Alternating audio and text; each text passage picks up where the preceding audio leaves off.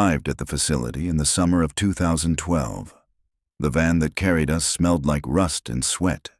There were 6 of us, wrists cuffed, ankles chained, sitting in silence while the guards at the front talked about lunch. Nobody looked out the windows. They were painted over. When the vehicle stopped, a door slammed and the air changed. It was heavier, chemical, still. The place was surrounded by gray walls high enough to erase the sky. I remember thinking that sound would not survive here. They made us stand in line. One by one, we handed over the last things that proved we existed somewhere else. Belts, shoes, names. They took fingerprints, cut our hair, gave us uniforms that smelled of bleach and other men. The scissors buzzed across my scalp until my head felt lighter and colder. A guard wrote my number on a tag and clipped it to my chest. From that moment, my name stopped working. We were led through a long corridor. The floor was made of painted concrete that stuck slightly to our feet. Lights hummed overhead, white and steady. I kept waiting for a breeze that never came. The deeper we went, the more the air smelled like soap that could never wash anything clean. The cell door opened. 8 beds, thin mats on the floor, no space between them. A single vent high on the wall pushed out stale air that carried the odor of damp laundry and old breath. The room was warmer than outside. 7 men looked up, measuring me the way people measure weather. None of them spoke. A guard pointed. That corner. It was next to the door, the place for newcomers. I spread the mat. The vinyl cover was cracked and sticky from heat. When I sat down, my knees touched the man beside me. Nobody moved away. Space didn't belong to anyone. Dinner arrived through a slot. Rice, a ladle of soup, and something that might once have been cabbage. The spoon was plastic, the tray metal. The soup tasted like the water used to clean the floors. Everyone ate quickly, heads down. When I finished, I copied what the others did. Stack the tray, wipe the floor with the same rag, and sit again facing the door. No one explained the rules, but they were everywhere. Don't talk louder than the radio. Don't ask what someone did. Don't move when the lights go out. If something falls, leave it there. If someone stares, look away first. Everything was a test, and no one warned you when it started. When the guards did the final round, the door rattled, keys scraped, then the slot slammed shut. The light above us stayed on. It never turned off, only dimmed slightly around midnight. I lay on my back and watched dust float in the glow. The ceiling had a small brown stain shaped like a handprint. I stared at it until the lines blurred together. Someone coughed in the dark. Someone else whispered a number, counting hours or prayers. The air barely moved. Every breath felt recycled. I could taste detergent on my tongue. I didn't sleep. I kept thinking about the sound of the gate closing outside. It had been loud, but this silence was louder. I realized I had already forgotten what day it was. Time here didn't divide itself into mornings or nights. It pooled in corners like water. At dawn, the loudspeaker clicked on with a metallic tone that pierced the air. "Wake up!" Everyone rose at once, moving like a single body. We folded the mats, lined them against the wall, and stood for inspection. The guard's eyes passed over us without stopping. He ticked a box on his clipboard, turned, and left. No greeting, no voice, just the smell of his aftershave trailing behind. Breakfast was identical to dinner, except colder. The rice had hardened. The soup was thinner. A man 2 spots away didn't eat at all. He just stared at his spoon as if waiting for it to answer. Later, I learned that his sentencing was in 2 days. He didn't talk about it. Nobody asked. By midday, the heat inside the cell had thickened. The vent pushed warm air instead of cool. Sweat ran down my neck and collected in the fabric of my shirt. The walls sweated too. Drops forming, sliding, disappearing back into the gray paint. When someone stood, their outline stayed on the wall for a few seconds, a shadow made of moisture. I tried to listen for outside noise, a truck, a bird, anything, but there was nothing. The world ended at the wall, Even memory started to fade. My daughter's voice, my mother's cooking, the smell of cigarettes in the rain. Those things felt like stories I'd read long ago. The mind edits itself quickly here. In the afternoon, they opened the door for inspection again. 2 guards, 1 officer. We stood in a line. The officer's boots were polished. The guards were not. He looked at each of us as if he were counting furniture. Then he nodded and left. The door closed. The sound echoed through the hallway until it blended with the others. You could never tell which door had closed anymore. That evening, someone new arrived. A young man, thin, nervous. He kept his eyes on the floor. The others watched him the way they had watched me. I didn't say a word. You only get one chance to stay invisible, and talking wastes it. When night came again, the light still didn't turn off. The bulb buzzed louder, maybe from heat, maybe from exhaustion. I turned my head toward the wall and tried to imagine darkness, real darkness, the kind that hides things instead of exposing them. It didn't work. A man near the back muttered, "Don't think too much. The walls listen." No one laughed. Maybe he was right. In this place, sound traveled farther than sense. I counted the seconds between each noise. Keys, footsteps, the faint slam of a gate far away. The rhythm was slow, deliberate, endless. I realized that was how they measured obedience, by how long you could stand the sound without breaking. When morning came, my body ached though I hadn't moved. The air smelled the same, the food tasted the same, the light hummed the same. Only one thing changed. My heartbeat had adjusted to the rhythm of the keys outside. That's how I knew the prison had started to win. Days in the cell didn't arrive or end. They just continued. There were no clocks, no sunrise. The light above us was always the same, thin, white, and permanent. It made the men's faces look like paper. After a week, I stopped blinking as often. The brightness no longer hurt. Every morning began with the same sound.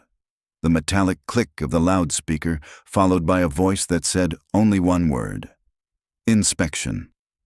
We stood, lined up, heads slightly lowered. The guards looked at us but didn't see us. Their eyes moved over our shoulders, as if we were shadows blocking the wall. After inspection came breakfast, then cleaning, then silence. We cleaned a room that could never become clean. The rags smelled of soap and mildew. The floor always felt greasy. We washed the same corners every day because the schedule said so. Some men whispered that the routine was the real punishment. By the second week, I knew everyone's rhythm. There was Park, who counted steps whenever he walked. Choi, who recited the same sentence under his breath. 3 more months, 3 more months. Kang, who had been there for 12 years and rarely spoke. The oldest, Han, whose voice was low and slow, like someone remembering the taste of air. And then there was the man they called the Butcher. He wasn't a real butcher, but he had killed one. He sat closest to the vent, his back always to the wall. The hierarchy was silent but precise. Newcomers like me spoke only when addressed. Meals were distributed in order of seniority, starting with the left side of the room. If you made noise while eating, you didn't eat the next day. There were no written rules, but everyone followed them. The guards never interfered. Discipline was self-regulated. One night, around 9 p.m., the room changed. It started with a sound, barely audible like fabric tearing. 2 men near the center were arguing in whispers. I couldn't hear the words, but I saw shoulders tense, hands tighten. A bowl fell. It didn't break. It just rolled, slow and loud, across the floor. That sound froze everyone. The butcher stood up first. He didn't raise his voice. He simply told one of them to move aside. When the man didn't, the butcher hit him once, open-handed, across the face. The sound was dull, like someone slapping a wet towel. No one reacted. The man who was hit didn't move again. He just sat there, breathing through his mouth, blood dripping from his nose. The guard outside didn't come. He had heard, but didn't care. That was when I understood how order worked here. There was no violence for fun, no chaos. Every act had a purpose, to remind us who could breathe freely and who couldn't. When it ended, the butcher wiped his hand on his shirt and sat down. No one spoke. We went to sleep, if you could call it that. The next morning, the same voice said, "Inspection." Nothing had changed. The man who was hit had a swollen cheek and an empty stare. He moved slower, quieter, punishment complete. A few days later, something else happened. The guards came earlier than usual. They ordered me and 2 others to stand by the door. One of them said, "Investigation unit." We didn't ask why. They led us down the corridor into a smaller room, a holding cell used for questioning. Inside, there was no mat, no vent, no clock. Just a single bulb hanging above and a bucket in the corner. The air was cold enough to make my teeth ache. I was kept there for 3 days. No one told me the reason. I wasn't beaten, but the silence itself became a weapon. When a door shuts and no one speaks for hours, you start to hear your own pulse as footsteps. You start to imagine someone standing just behind you, breathing. I counted every sound. Keys at 8 a.m., footsteps at 12, food tray at 3. Time became a set of noises instead of numbers. By the second night, I couldn't tell if I had slept or simply blacked out. When the guards finally opened the door, light from the hallway burned my eyes. They took me back to the main room, the room of 8. The moment I entered, the smell hit me. Sweat, toothpaste, boiled cabbage, and fear mixed into one stale air. The others didn't look up. They were sitting exactly as before, like statues returned to their positions after a brief absence. I sat down in my corner again. My mat had been folded neatly. Someone had taken care of it, which meant someone had also gone through my things. Not that I had much, just a toothbrush, a towel, and a small notebook where I wasn't allowed to write. It was strange how quickly the room accepted me again, as if absence and presence were the same thing here. That night, the butcher spoke to me for the first time. "You were gone 3 days." I nodded. He asked, "Did they hit you?" I said no. He stared for a long time, then turned away. "Then they'll hit you later." No one laughed. He wasn't joking. After that, I began to notice things I hadn't before. The guards didn't check the cameras in our corridor for hours at a time. The sound of boots came in patterns. 2 quick steps, a pause, 2 more. When that rhythm stopped, it meant someone inside was in trouble. It meant the guards were letting the inmates solve it themselves. 2 weeks later, trouble came again. One of the men, Choi, the one who always whispered 3 more months, snapped. He started shouting in the middle of the night. Words about his daughter, about food, about how the lights were burning holes in his head. The butcher told him to shut up. He didn't. Then the noise stopped suddenly. In the morning, Choi's mat was empty. No one asked where he went. No one mentioned his name. At breakfast, his spoon was still on the floor. The guard didn't pick it up. By noon, a new man arrived and took that spot. I realized then that disappearance was part of the system. If someone vanished, the air filled the space for them. We adjusted, breathed differently, and carried on. The walls didn't keep count. Every night after that, I lay awake listening for the next change. The air vent rattled in rhythm with my heartbeat. The fluorescent light buzzed louder when the room grew quiet, as if it wanted to replace the missing voices. Sometimes I could feel the heat from the bodies around me. 7 men, 1 cell, no air left to share. The smell of skin and soap, the constant breathing, the scraping of nails on fabric when someone turned in their sleep. It was all part of the same sound now. The sound of men disappearing slowly. When the guard called inspection again the next morning, I stood up automatically, not because I wanted to, but because my body had learned to move before my mind did. That's how survival worked here. Obedience first, thought later. The butcher was right. They didn't hit me then, but by that time, they didn't need to. The room had already done it for them. The transfer came without warning. One evening during head count, a guard stopped in front of me and said only, "Pack up." No explanation, no eye contact. I rolled the mat, folded the blanket, and waited for the sound of keys. When the door opened, the air outside felt colder, like it belonged to a different building. They led me down a corridor lined with metal doors. Each one looked the same, scratched, dented, painted over too many times. The smell there was sharper, less human, more chemical. We passed by 2 officers standing silent near a door with red tape across the frame. One of them watched me the entire time without blinking. The guard stopped at a narrow cell. He opened it, motioned inside, and said, "You'll stay here." Inside, there was only one mat, one bucket, and a man sitting cross-legged against the far wall. His head was shaved clean, his face pale in the fluorescent light. He didn't move when I entered. The guard shut the door. The lock clicked twice, like punctuation. I didn't ask his name. In here, names carried weight. He looked older, maybe mid-40s, thin but solid. His wrists were marked with faint lines, as if he'd worn cuffs for years. He kept staring at the floor, not at me. For a long time, neither of us spoke. The light above buzzed constantly. It was the same kind used in interrogation rooms, bright enough to erase shadows, not bright enough to be kind. On the second day, I heard him mumbling while he ate. Not words, just sounds. He ate fast, swallowing without chewing. When he finished, he stacked the trays carefully, wiped the floor twice, and went back to the same position against the wall. That night, while lying on my mat, I saw him moving.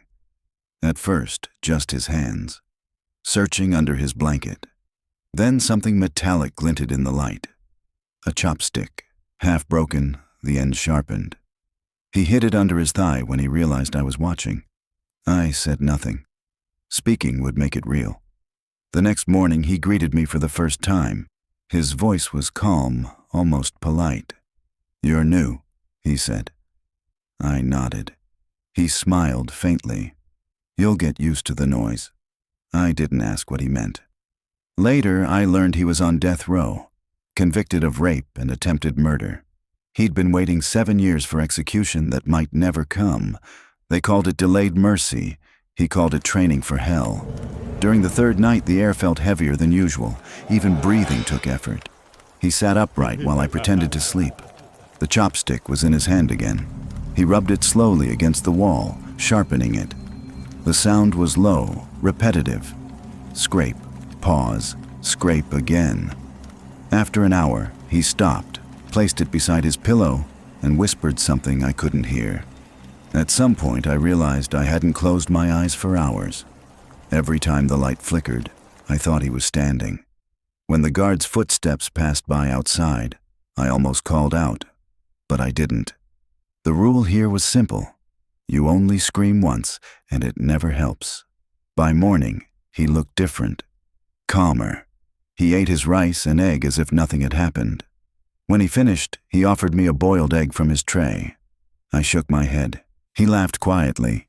"You should eat. You need strength in this place." Later that day, I overheard 2 guards outside whispering. One of them said, "He's due for review next month. Probably won't make it." The other replied, "He's already gone. He just doesn't know it yet." Their voices faded, and I understood that in this building, some men were ghosts before they died. That night, the chopstick was gone from where he'd hidden it. I searched with my eyes, not my hands. I didn't want to touch anything that might answer back. He noticed me looking and smiled again. "Don't worry," he said. "It's not for you." Then he lay down facing the wall. I couldn't sleep. Every sound felt too close. The dripping from the faucet, the scratch of his nails, my own pulse echoing in my ears.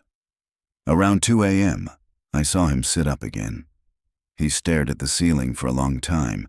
Then he whispered, "They said I'll die in the morning." I didn't move. He wasn't talking to me, but to the air itself. He started to laugh softly, like someone remembering a joke from another lifetime. Then he said, "If I sleep, I'll wake up dead. So I won't sleep." He held the chopstick again, turning it slowly in his fingers, light catching the edge. For the next hour, we sat in silence. Two men waiting for something neither could name. I watched the clock on the wall, though it wasn't working. Time had stopped, but the light kept burning. At 4 a.m., he stood and walked toward the door. He tapped the metal surface twice with a chopstick. The sound was soft but deliberate. Then he looked at me and said, "If they come for me, don't look." He smiled, small and tired. "You'll see something you can't forget." I turned away. The tapping continued for several minutes, then stopped. The room fell quiet except for the hum of electricity.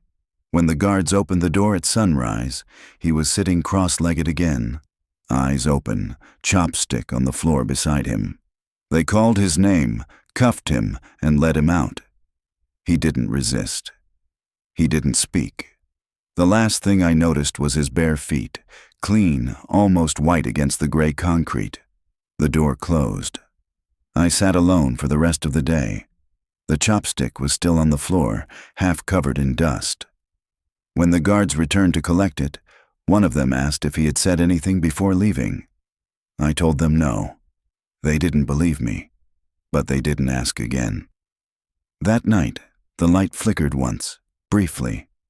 For the first time since I arrived, the cell went dark for a single second. In that second, I thought I heard the tapping again. 2 slow knocks, exactly like before. When the light came back, the floor was empty. The chopstick was gone. I told myself it was just the guards, cleaning up. But even now, years later, I can still hear that sound when I close my eyes. Metal tapping against metal, quiet and patient, as if someone is still waiting for permission to die. They moved me again after the man with the chopstick was taken away. The guards didn't say his name, only Cell 3, transfer complete. The door opened, and I was sent back to the main block. The hallway smelled of dust and soap, the same as before, but something about it felt emptier, as if one breath had been removed from the air. When I entered the old room, everyone was awake, though it was past lights out. No one asked where I'd been.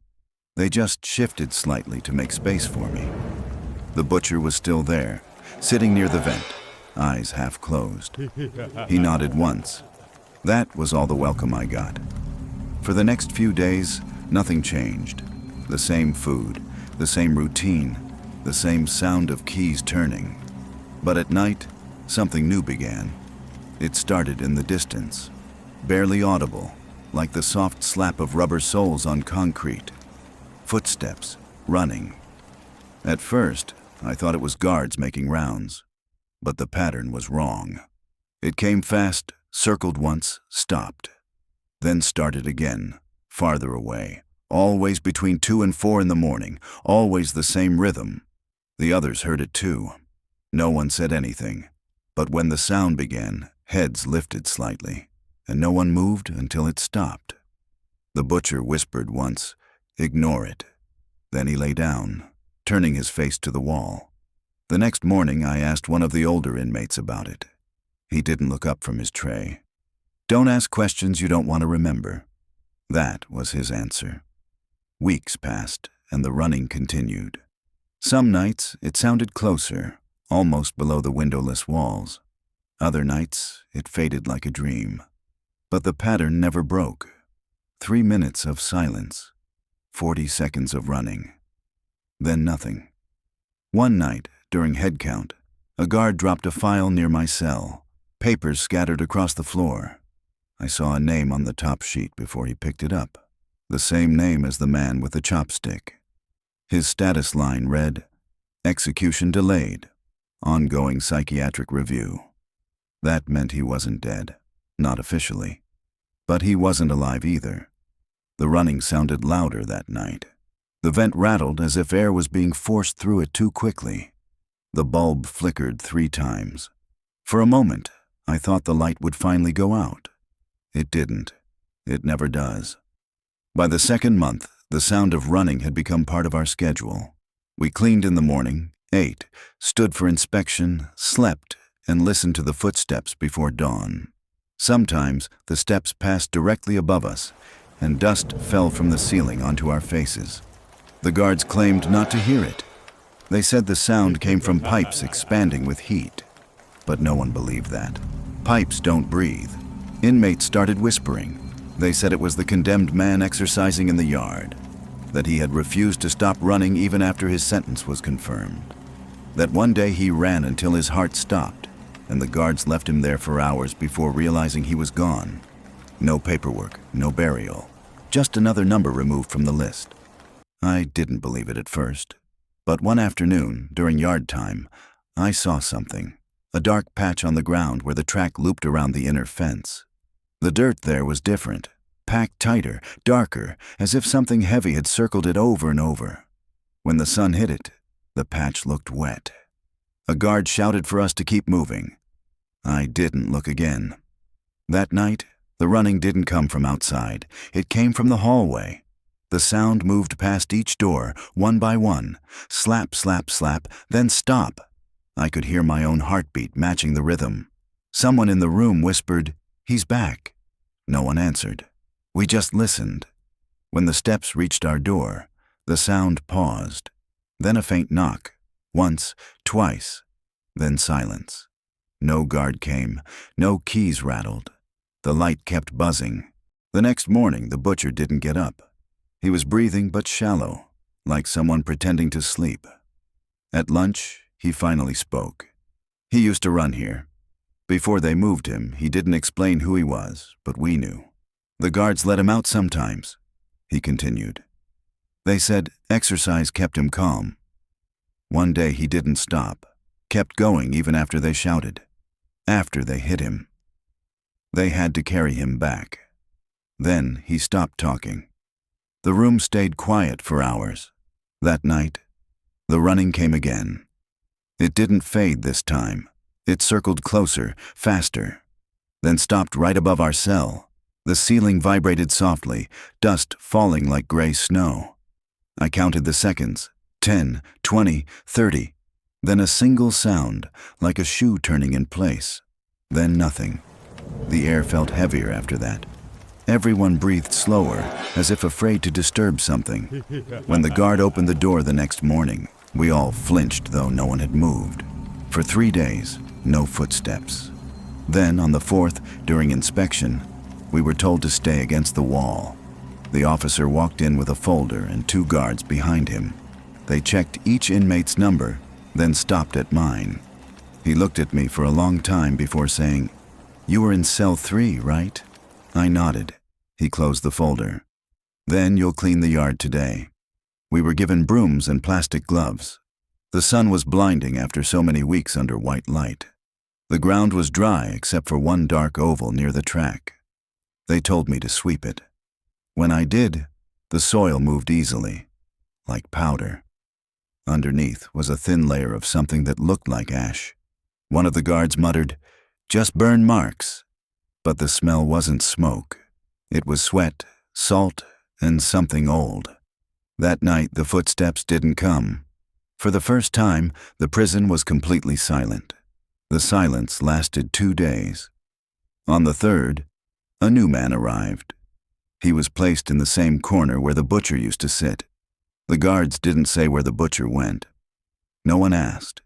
The new man slept facing the door. He snored softly, like someone used to open air.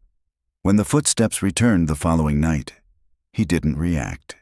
He just kept breathing, deep and even, as if the sound was part of his dream. The next morning, he told me he'd seen something through the vent. "A man running," he said, "barefoot." He looked happy. Then he laughed. No one else did. I didn't sleep that night. The footsteps returned again, faster this time, circling the cell block twice, then stopping directly above us. I could hear the faint sound of breath through the vent. Not mine. Not anyone's in the room. Then, from somewhere far down the corridor, a door slammed. The next day, we were locked down. No yard, no inspection, no explanation. The guards moved quickly, whispering among themselves.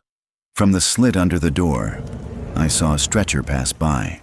2 men carrying it, a sheet covering something shaped like a person. A shoe fell off the side. It was bare underneath. After that, The running stopped completely, but the air didn't feel lighter. It felt like the silence had weight now. Every time I tried to sleep, I heard a faint echo in the vent, like breathing that never ended. A week later, during count, a new file was posted on the bulletin board outside our cell. It listed an inmate number I recognized, the man from cell 3. The status line said, "Case closed, remains uncollected." No one spoke of it again. But sometimes, in the half hour before dawn, the vent hums differently. A low, steady vibration, like someone pacing the yard again. The guards call it air pressure. The inmates call it memory. To me, it's the sound of a body still running in a place where no one leaves footprints anymore. They said the prison had 12 floors. That's what the paperwork showed, what the guards repeated, what the architects confirmed when asked. But there was a number missing between the upper levels and the ground. No one spoke of the 13th. I'd heard rumors from the older inmates. They said it used to be a storage area, or a medical wing, or a place for prisoners who were too quiet. The guards denied it. They said the elevators skipped straight from 12 to 14 because of superstition. Nothing more. But the staircase between the floors had an extra landing, sealed by a steel door. No number on it, no handle either. Just a narrow gap under the frame where cold air leaked out. One winter morning, a fight broke out during inspection. 3 inmates were dragged away, including the new man who used to sleep near the door. The hallway reeked of sweat and disinfectant. By afternoon, I was summoned to assist with cleaning. The guard at the control post said, "Downstairs. Storage duty." He handed me a mop, a flashlight, and a mask that smelled of rubber. We took the service elevator. The panel inside showed only 12 floors, but when the guard turned a key, a hidden button clicked into view. 13. He didn't look at me. The light flickered once, and we started descending. The ride felt longer than it should have been. Each floor hummed past with a mechanical groan, but when we reached the hidden level, the sound changed. The motor seemed to drag, as if pushing against something heavy. When the door opened, a wave of cold air hit my face.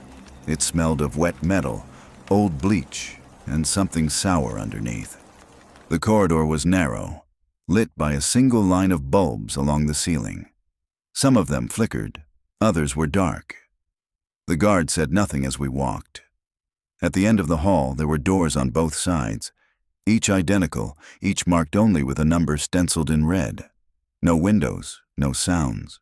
The silence there felt like pressure, as if the air itself was listening. We stopped at room 13-07. The guard opened it with a card key, motioned me in, and waited by the door. Inside, the space was bare except for a drain in the center and a single table bolted to the floor. The walls were lined with tiles, stained pale yellow. I started mopping, trying not to breathe through my nose. Every movement echoed, small sounds stretching too long before fading. After a while, I realized the room wasn't empty. In the far corner, behind the table, there was a metal hatch about knee-high, half hidden under a layer of grime. The latch was broken, hanging open by one screw. I could see darkness behind it, not black, but a deep brown, like rust or dried blood. I looked back at the guard. He was staring straight ahead, pretending not to notice. When I finished, he told me to wait while he made a call. His radio crackled, then went silent. I heard him say quietly, "One still unclaimed," then louder, "Yes, it's stable down here." He clipped the radio back to his belt and said, "We're leaving." As we walked back, the lights dimmed one by one behind us. It wasn't a power issue. The bulbs went out in sequence, like someone was following us, turning them off by hand. The guard didn't react. When we reached the elevator, he pressed the button repeatedly. The door took too long to open. When it did, the inside light was already on, as if someone had been waiting. Back in the main block, he told me not to mention the 13th floor to anyone. I said I wouldn't. He looked relieved. Then he added, If anyone asks where you were, say the laundry room." He walked away without looking back. That night, I couldn't sleep. The air felt heavier again, like the time after the man with the chopstick disappeared. From the vent came a faint hum, steady, distant, mechanical. Not footsteps this time, more like breathing. It pulsed softly, once every few seconds, and beneath it, something else. A low scraping, like metal shifting against concrete, far below the building. Days passed. The running stopped completely, but the sound below remained. Sometimes it grew louder during roll call, as if responding to the count. When we stood in line, I felt it under my feet. A vibration running through the floor, like a heartbeat trapped in the walls. One evening, the power cut out for exactly 7 minutes. Emergency lights glowed red in the corridor. During that time, I heard a noise behind the vent. A metallic click, slow and deliberate, like a latch turning. Then something faintly resembling footsteps, but lighter, dragging, irregular. It moved upward, toward the ceiling. When the lights came back, the room looked the same, but the air smelled of bleach again. Someone whispered, "They opened it." No one asked what it was.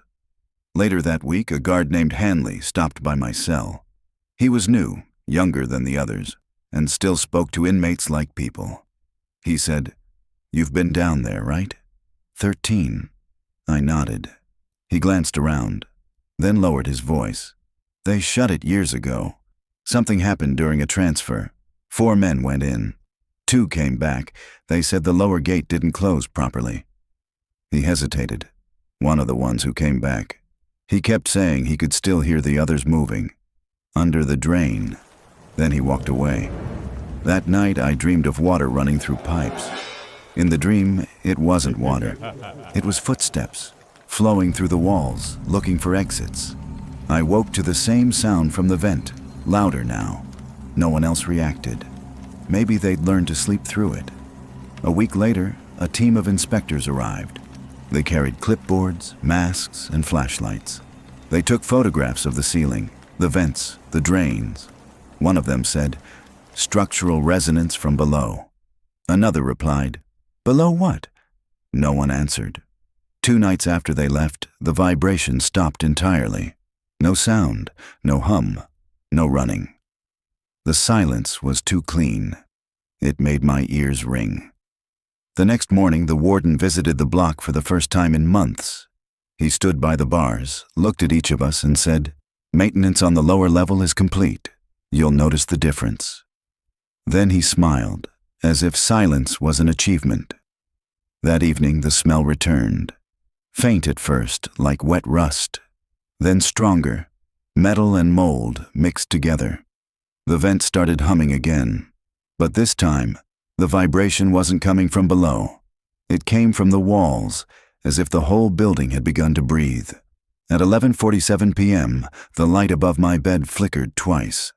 A dull click sounded from the corridor. Every door on the floor unlocked at once. Not open, just unlocked, the latches shifting in unison. The silence that followed was thicker than darkness. I didn't move. No one did. From somewhere deep under the floor came a sound, the slow, rhythmic steps of someone climbing stairs. They moved upward, measured and heavy.